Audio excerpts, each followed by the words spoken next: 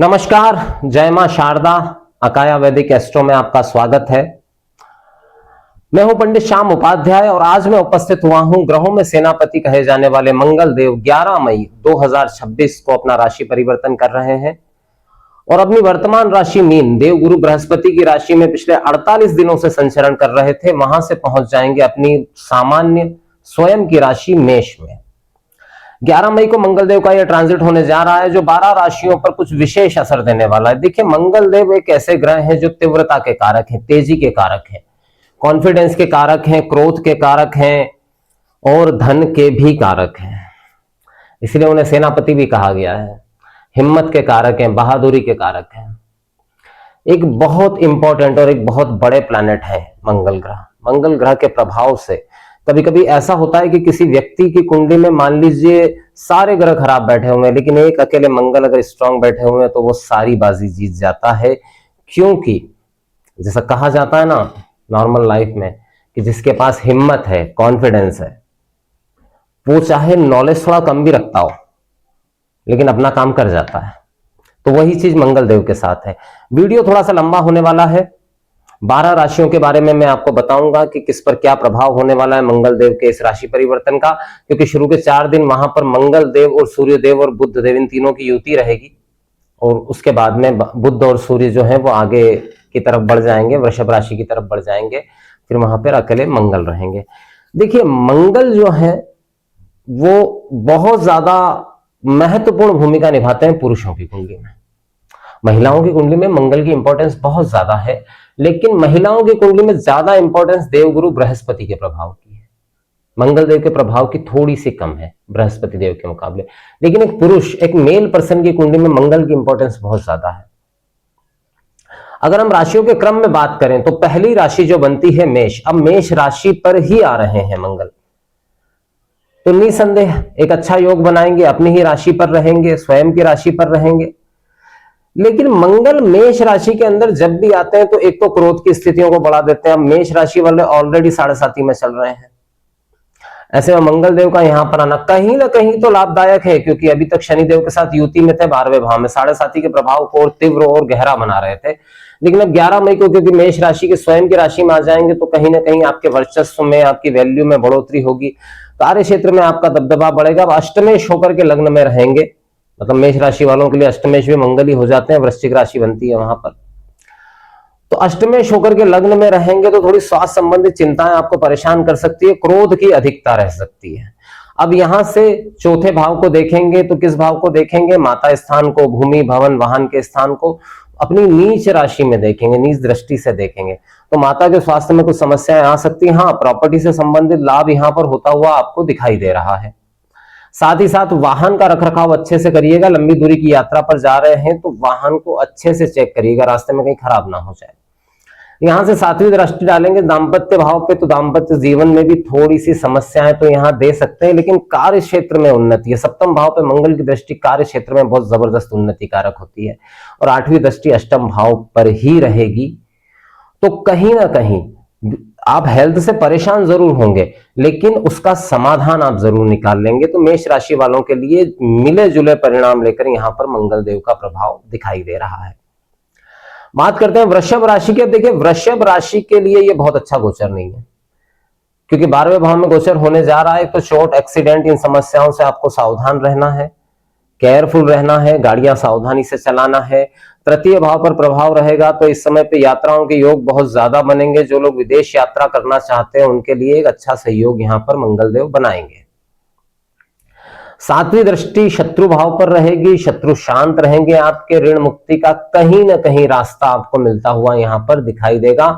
8वीं दृष्टि 7म भाव पर रहेगी, जो कि दाम्पत्य सुख में थोड़ा क्रोध मिश्रित प्रेम की संभावनाओं को यहां देने वाले होंगे। अविवाहित लोगों के विवाह तय हो जाने की संभावना यहां बनती हुई दिखाई दे रही है।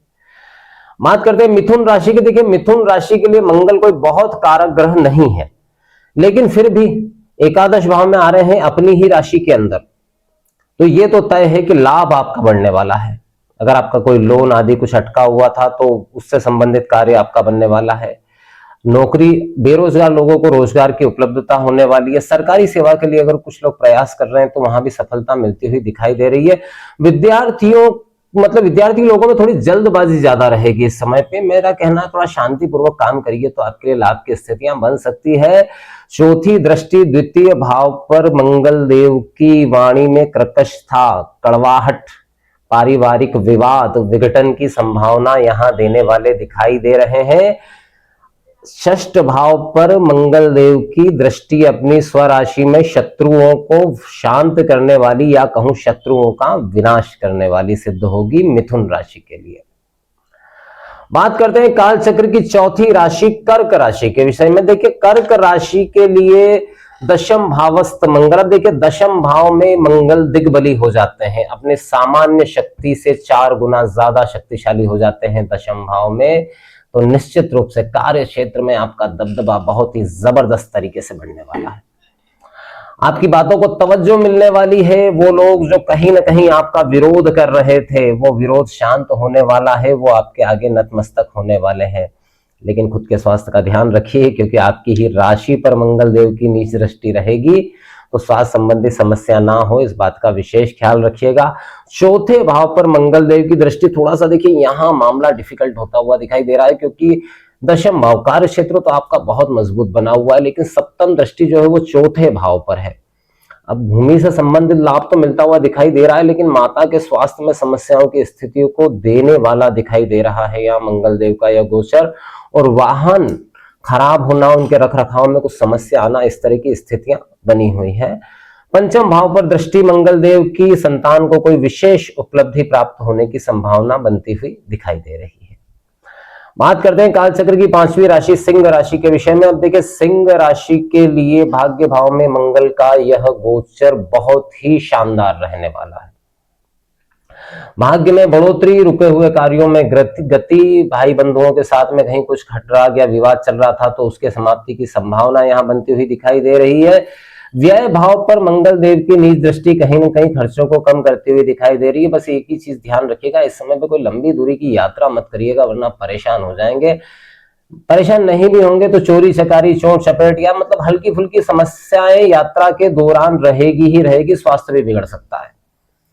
मंगल देव की 8वीं दृष्टि भूमि स्थान पर, भूमि से संबंधित लाभ प्राप्त होने वाला है। अगर आप भूमि संबंधित कार्य में ही है, प्रॉपर्टी से संबंधित कोई काम करते हैं तो वहां अच्छा लाभ प्राप्त सिंह राशि वाले कर सकते हैं।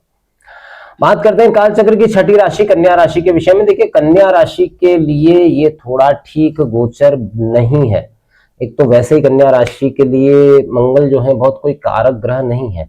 अष्टम भाव में मंगल बैठे होंगे और यहां से चौथी दृष्टि देंगे लाभ भाव को, तो लाभ में समस्याएं मिलते हुए लाभ के अंदर रुकावट दिखाई दे रही है।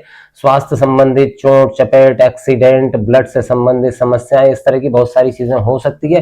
कौटुंबिक कलह का भी आपको सामना करना पड़ सकता है। प्रॉपर्टी से संबंधित काम आपके अटक सकते हैं, रुक सकते हैं, थोड़ा सावधान रहिएगा। हालांकि इस दौरान पराक्रम कहीं ना कहीं आपके लिए सहयोगी बना हुआ रहेगा कन्या राशि वालों के लिए।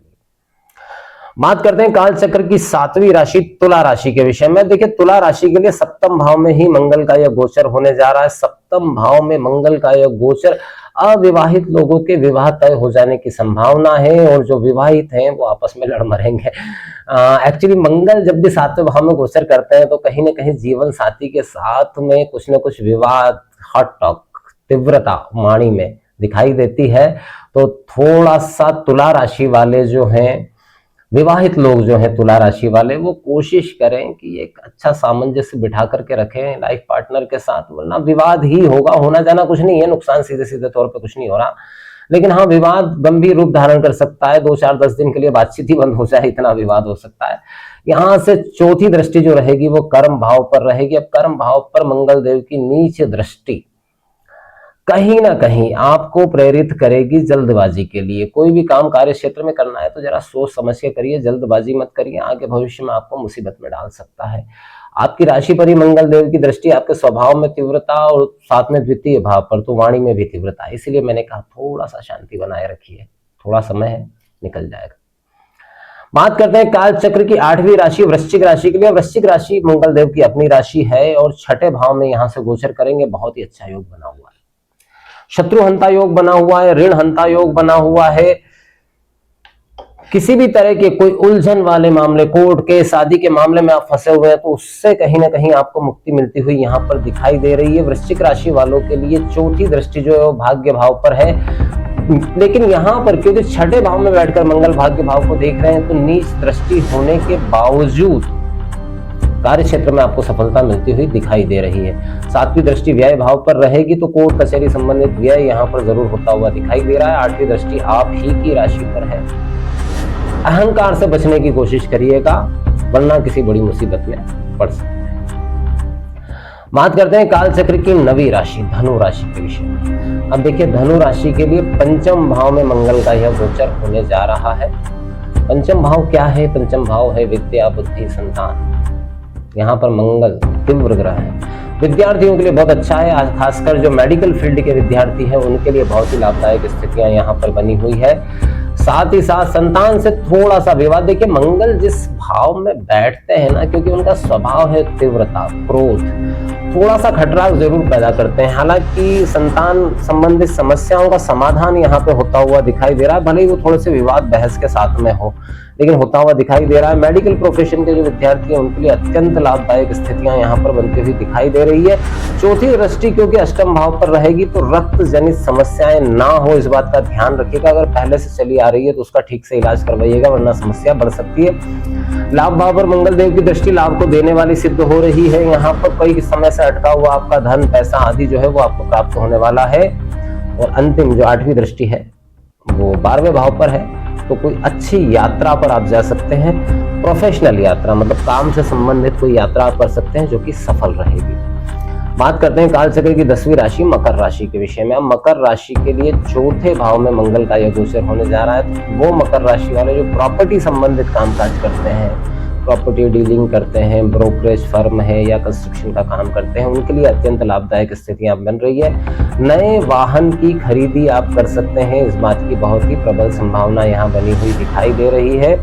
मंगल की चौथी दृष्टि जो है वो दाम्पत्य भाव पर है, तो लाइफ पार्टनर के स्वास्थ्य का थोड़ा ध्यान रखिएगा, वहां कुछ समस्याएं आती हुई दिखाई दे रही है। सातवीं दृष्टि कर्म भाव पर बहुत ही श्रेष्ठ दृष्टि है, और आठवीं दृष्टि इनकम भाव पर। कुल मिलाकर इनकम और कार्य क्षेत्र के मामले में हर तरह से बढ़ोतरी करता हुआ ये समय दिखाई दे रहा है मकर राशि में। बात करते हैं काल चक्र की 11वीं राशि कुंभ राशि के विषय में। कुंभ राशि के लिए तृतीय भावस्थ मंगल पराक्रम, हिम्मत और साथ ही थोड़ा बहुत अहंकार देने वाले यहाँ पर दिखाई दे रहे हैं। इस समय हिम्मत आपकी बड़ी गजब की बड़ी चढ़ी हुई रहेगी। साथ ही साथ कहीं ना कहीं अन्य ग्रहों के सहयोग के कारण अत्यंत लाभदायक स्थितियां कुंभ राशि वालों के लिए यहाँ निर्माण हो रहा है।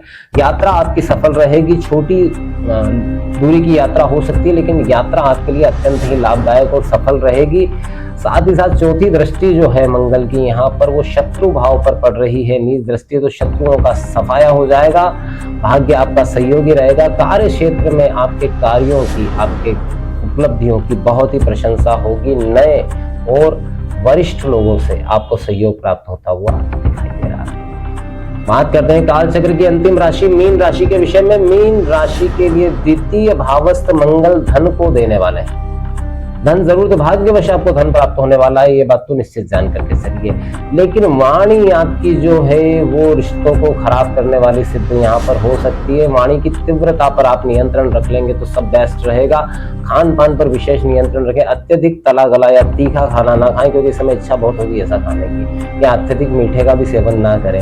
स्वास्थ्य संबंधित समस्या नहीं तो होती हुई दिखाई दे रही है, स्पेशली पेट से संबंधित समस्या। यहाँ से चौथी दृष्टि जो है वो पंचम भाव पर है, संतान भाव पर। संतान के स्वास्थ्य का थोड़ा ध्यान रखिएगा। बच्चे अगर बड़े हैं तो बाहर जाके कोई ऐसा काम ना करें जिससे आपके सम्मान को ठेस पहुंच जाए, और साथ ही साथ अपनी वाणी पर नियंत्रण रखिएगा। सातवीं दृष्टि अष्टम भाव पर, इसीलिए मैं स्वास्थ्य के लिए आपको इंगित कर रहा हूँ, स्वास्थ्य के मामले में सावधान रहिएगा। भाग्य भाव पर जो दृष्टि है मंगल देव की वो अच्छी है, भाग्य के बढ़ोतरी करने वाली है। तो ये था 12 राशियों पर सेनापति मंगल के राशि परिवर्तन का प्रभाव। फिर उपस्थित होता हूं एक नए विषय के साथ। जय मां शारदा।